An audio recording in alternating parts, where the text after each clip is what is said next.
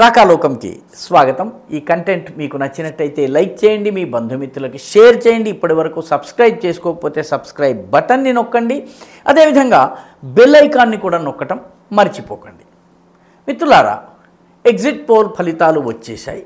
లోకసభ 7 దశల్లో జరిగినటువంటి లోకసభ ఎన్నికలు, దాంతోపాటు జరిగినటువంటి రాష్ట్రాల అసెంబ్లీలకు సంబంధించినటువంటి ఎగ్జిట్ పోల్స్ వచ్చాయి। ముందుగా ఒక డిస్క్లైమర్, ఇవి ఎగ్జిట్ పోల్స్ మాత్రమే, ఎగ్జాక్ట్ పోల్స్ కావు। ఎగ్జాక్ట్ పోల్స్ జూన్ 4వ తేదీన రాబోతున్నాయి। జూన్ 4వ తేదీన వచ్చే ఫలితాలే అసలు ఫలితాలు కాబట్టి ఇవి కేవలము మార్గదర్శకాలు మాత్రమే। ఇవి ఓవరాల్ ట్రెండ్ ఎలా ఉందో చెప్పేటటువంటివి మాత్రమే। ఆ రకంగానే వీటిని చూసుకోవాలి। ఇక్కడ చెప్పినటువంటి సీట్లు ఖచ్చితంగా ఇవే ఉంటాయని కాదు, ఇంతకన్నా ఎక్కువ కావచ్చు, తక్కువ కావచ్చును। కానీ ఓవరాల్ ట్రెండ్ ఎలా ఉండబోతోంది, దశ దిశ ఎలా ఉండబోతోంది, ప్రజల యొక్క అభిప్రాయం ఎలా ఉండబోతోంది అన్నది ఈ ఎగ్జిట్ పోల్స్ చెప్తున్నాయి। అనేక జాతీయ సంస్థలు ఎగ్జిట్ పోల్స్ నిర్వహించాయి। వాటన్నిటినీ గనక చూస్తే స్పష్టంగా అర్థమయ్యేది ఏంటంటే, భారతీయ జనతా పార్టీ నాయకత్వంలో ఉన్నటువంటి బీజేపీ కూటమి 350 నుంచి 391 సీట్ల వరకు ఈ మధ్యలో ఏదో ఒక నెంబర్ని గెలుచుకోవచ్చు। ఒక ఛానల్, ఒక సర్వే సంస్థ 350, 59 అలా చెప్పింది, ఒక సర్వే సంస్థ 370 చెప్పింది, ఒక సంస్థ 391 మ్యాక్సిమం అని చెప్పింది। వీటన్నిటి మధ్యలో ఎక్కడో 370 దగ్గర ఉండవచ్చునని మనం అంచనా వేసుకున్నా కూడాను భారతీయ జనతా పార్టీ ఎన్డీఏ కూటమి గతంలో 336 సీట్లు మాత్రమే ఉన్నటువంటి ఎన్డీఏ కూటమి, మాత్రమే అని అనడం ఒక రకంగా అన్యాయం। ఎందుకంటే 300కు పైబడి సీట్లు బీజేపీ సొంతంగా గెలుచుకుంది, అది తక్కువేం కాదు। 543లో 303 సీట్లు గెలుచుకోవడం తక్కువేం కాదు। అయితే మిత్రపక్షాలతో కలిపి 330 చిల్లర సీట్లు ఎన్డీఏ కూటమి గెలుచుకుంది। ఈసారి ఆ కూటమి మొత్తం యొక్క టాలీ 370 వరకు ఉండవచ్చు, ఇంకా కూడా దాటవచ్చును। ఎందుకంటే ఈవీఎం పెట్టెలు తెరిస్తే వాస్తవమైనటువంటి పోలింగ్ పర్సెంట్ తెలుస్తుంది। కాంగ్రెస్ దాని మిత్రపక్షాలన్నీ కలిపి కూడాను 120 నుంచి 150 మధ్యలో సీట్లు సంపాదించుకోవచ్చును। మ్యాక్సిమం 150 కావచ్చును, మినిమం 120 వరకు। అంటే మొత్తము మిత్రపక్షాలన్నీ కలిపి, ఇందులో సిపిఐ, సిపిఎం, కాంగ్రెస్, దాని మిత్రపక్షాలు మిగతా నేషనలిస్ట్ కాంగ్రెస్ పార్టీ, ఉద్ధవ్ ఠాకరే, శివసేన, ఇవన్నీ కలుపుకుంటే కూడాను 120 నుంచి 150 వరకే ఉండవచ్చును। అదర్స్ గణనీయంగా తగ్గుతున్నారు। అదర్స్ అంటే వైఎస్ఆర్ కాంగ్రెస్ పార్టీ, అదేవిధంగా బిజు జనతాదళ్, అదేవిధంగా అన్నా డిఎంకే, ఈ రకంగా ఏ పార్టీకి ఏ కూటమిలోనూ లేనటువంటి పార్టీలు ఇవి గణనీయంగా తగ్గబోతున్నాయి। సో భారతీయ జనతా పార్టీ ఆధిక్యం ఉండబోతోంది। 4-5 సర్వే సంస్థలు వెలువరించినటువంటి అభిప్రాయాల అనుగుణంగా ఒక యావరేజ్ తీస్తే బీజేపీ దాని మిత్రపక్షాల మొత్తము ఓట్ల శాతము 48కి చేరవచ్చు। ఇది చాలా పెద్ద విషయం। నిజంగా 48% చేరినట్టయితే ఇది చాలా పెద్ద విషయం। ఎందుకంటే గతంలో ఒకే ఒక సందర్భంలో 50% మించి, గతంలో ఒకే ఒక సందర్భంలో 48% ఓట్లు వచ్చాయి। రాహుల్ గాంధీ 400 పైబడి లోక్సభ సీట్లు గెలుచుకున్నప్పుడు కూడా ఆయనకు 48% వచ్చింది।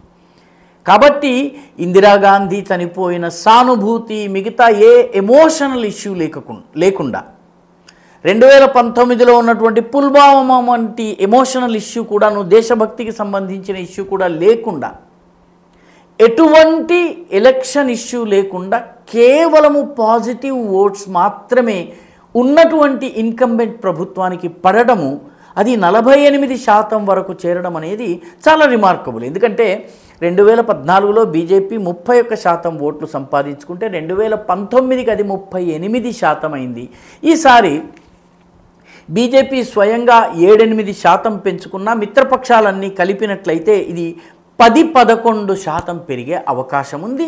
This in itself is a very remarkable fit. ఇది చాలా ప్రధానమైనటువంటి విషయము। కాంగ్రెస్ దాని మిత్రపక్షాలు, ఇండి కూటమి కూడాను 39% వరకు వెళ్ళవచ్చును। మిత్రపక్షాల కూటమి అంతా కలిపి, ఇందులో తృణమూల్ కాంగ్రెస్ వస్తుంది, దీనిలో ఆమ్ ఆద్మీ పార్టీ వస్తుంది, మిగతా అన్నీ కూడాను దీనిలో ఉంటాయి. ఒక 13% ఓట్లు అన్నాడీఎంకే, మిగతా ఏవైతే ఏ కూటమిలో లేనటువంటి పార్టీలు, బిజు జనతాదళ్, మిగతా వైఎస్ఆర్సీపీ ఇటువంటి పార్టీలు ఉండవచ్చును. కాబట్టి 48%లో మన ఆంధ్రప్రదేశ్లోని తెలుగుదేశం కూడా ఉండబోతోంది. బీఆర్ఎస్ ఈ 13%లో ఉండబోతుంది. ఇది మొత్తం మీద ఓవరాల్ ట్రెండ్ చెప్తోంది. రెండవ విశేషం ఏంటంటే 1962వ సంవత్సరంలో జరిగినటువంటి 3వ సార్వత్రిక ఎన్నికల తరువాత ఒక పార్టీ వరుసగా 3వసారి ఎన్నికల్లో విజయం సాధించటము ఇదే తొలిసారి. 1962లో జవహర్లాల్ నెహ్రూ నాయకత్వంలో కాంగ్రెస్ పార్టీ ఘన విజయం సాధించింది. 52 ఎన్నికలు, ఆ తర్వాత 57 ఎన్నికలు, ఈ రెండిట్లలో గెలిచిన తర్వాత 1962లో చైనా మన దేశం పైన దాడి చేసిన తరువాత జరిగినటువంటి ఎన్నికలు, ఆ ఎన్నికల్లో నెహ్రూ గారు విజయం సాధించారు. చైనా ఫ్యాక్టర్ అక్కడ పనిచేసింది. దేశం ఓడిపోయినప్పటికి కూడాను నెహ్రూకి బాసటగా ఈ దేశం నిలిచి ఆయనను గెలిపించుకుంది. వరుసగా 3 సార్లు నెగ్గిన ఏకైక సంఘటన ఇప్పటి వరకు అదే. ఇందిరాగాంధీ 3 సార్లు ప్రధానమంత్రి అయినప్పటికీ కూడా మధ్యలో 1977లో ఆమె ఎన్నికల్లో ఓడిపోయారు. పార్టీ మాత్రమే కాదు, ఆమె కూడా ఓడిపోయారు రాయ్బరేలీ నుంచి 1977లో జనతా వేవ్లో. కాబట్టి ఆ తరువాత ఓట్ల శాతము పెంచుకుంటూ 3 సార్లు వరుసగా ప్రభుత్వంలోకి వచ్చినటువంటి ఘనత బీజేపీకి, దాని సారథి అయినటువంటి నరేంద్ర మోదీకే దక్కుతుంది. ఓట్ల శాతం పెరగడం అనేది చాలా కీలకమైనటువంటి విషయము. మూడవ ప్రధానమైనటువంటి విషయము, భారతీయ జనతా పార్టీ తెలంగాణ, పశ్చిమ బెంగాల్, అదేవిధంగా తెలంగాణ, పశ్చిమ బెంగాల్, అదేవిధంగా ఒరిస్సా, ఈ 3 రాష్ట్రాల్లో కూడాను అతిపెద్ద పార్టీగా అవతరించబోతోంది. ఈ 3 రాష్ట్రాల్లో గతంలో ఎప్పుడు కూడాను బీజేపీ ఫస్ట్ పార్టీగా, అత్యధిక సీట్లు గెలుచుకున్న పార్టీగా లేదు. ఈ రకంగా ఇది ఒక రకంగా ఇంత మటుకు గెలవని ప్రదేశాల్లో గెలవడం ఒక రికార్డుగా మనం చెప్పుకోవచ్చును. దీంతో పాటు పంజాబ్లో గతంలో కన్నా కూడాను భారతీయ జనతా పార్టీ ఒంటరిగా పోటీ చేసి తన పర్ఫార్మెన్స్ని పెంచుకోబోతోంది.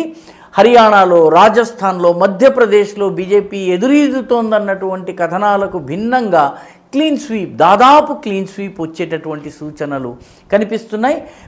బీజేపీ కూటమికి ఆందోళన కలిగించే ఏకైక విషయం ఏంటంటే దాని మిత్రపక్షాలు మహారాష్ట్రలో కానీ లేకపోతే కర్ణాటకలో కానీ ఆశించిన రీతిలో పర్ఫామ్ చేసినట్టుగా ఈ ఎగ్జిట్ పోల్స్లో కనిపించటం లేదు. ఎగ్జాక్ట్ పోల్స్ వస్తే విషయం తెలుస్తుంది.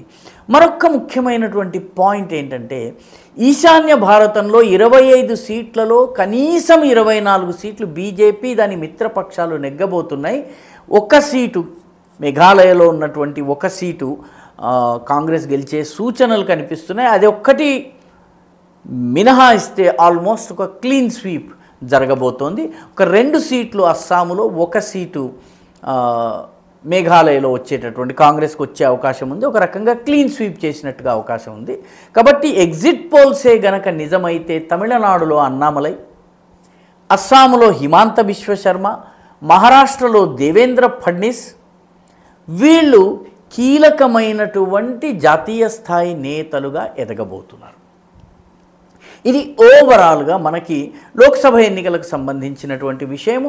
తెలంగాణలో కూడాను బీజేపీ అతిపెద్ద పార్టీగా అవతరించే సూచనలు పుష్కలంగా కనిపిస్తున్నాయని ఎగ్జిట్ పోల్స్ చెప్తున్నాయి. స్థానిక ఎగ్జిట్ పోల్ సంస్థలు తెలంగాణ, ఆంధ్రకి సంబంధించి చేశాయి, జాతీయ సంస్థలు చేశాయి, స్థానిక సంస్థలు. వీటి విశ్వసనీయత మీద కొంత డౌట్స్ ఉన్నప్పటికీ కూడా ఓవరాల్గా అయితే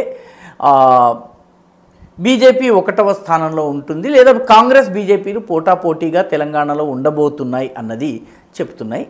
ఇక ఆంధ్రప్రదేశ్, ఇక్కడ చాలా ఆసక్తికరమైనటువంటి విషయం ఏంటంటే ఆంధ్రప్రదేశ్లో స్థానిక సర్వే సంస్థలు 2 రకాలుగా చెప్తున్నాయి. కొన్ని వైఎస్ఆర్సీపీ గెలుస్తాయని చెప్తే, కొన్ని టీడీపీ నాయకత్వంలో ఉన్నటువంటి కూటమి గెలుస్తుందని చెప్తున్నారు. జాతీయ ఛానల్స్ దాదాపుగా ఏకపక్షంగా టీడీపీ గెలుస్తుందని చెప్తున్నారు. కాబట్టి ఆంధ్రప్రదేశ్ వరకు ఇప్పటి వరకు కూడాను ఇది క్లోజ్డ్ చాప్టర్ లాగా కనిపించటం లేదు. చాలా గట్టి పోటీ ఉన్నట్టుగా స్థానిక సర్వే సంస్థలు చెప్తున్నాయి. జాతీయ స్థాయి సర్వే సంస్థలు అయితే టీడీపీ గెలుస్తుందని లోక్సభలోనూ అసెంబ్లీలోనూ అవుట్రైట్గా గెలిచేటటువంటి సూచనలు ఉన్నాయని చెబుతున్నాయి. మొత్తం మీద ఆంధ్రప్రదేశ్లో ఏమవుతుందో తెలుసుకోవాలన్నట్టయితే మనము జూన్ 4 వరకు ఎదురు చూడాల్సిందే. వైఎస్ఆర్సీపీ వర్గాలతో మాట్లాడితే వాళ్ళు ఇప్పటికీ కూడా కాన్ఫిడెంట్గానే కనిపిస్తున్నారు. 1-2 సర్వే సంస్థలు వైఎస్ఆర్సీపీకి పైచేయి ఉందని చెప్తున్నాయి, కానీ ఎక్కువ సర్వే సంస్థలు టీడీపీకే అనుకూలంగా చెబుతున్నాయి. కాబట్టి ఓట్ల శాతంలో చాలా పోటాపోటీగా ఉండే అవకాశం ఉంది. ఎవరెన్ని సీట్లు గెలుస్తారన్నది జూన్ 4న తేలిపోబోతోంది. ఈ వీడియో మీకు నచ్చినట్టయితే లైక్ చేయండి, షేర్ చేయండి, ఈ ఛానల్కు సబ్స్క్రైబ్ చేయండి. మీ అభిప్రాయాన్ని కమెంట్ల రూపంలో తప్పనిసరిగా పంపించండి.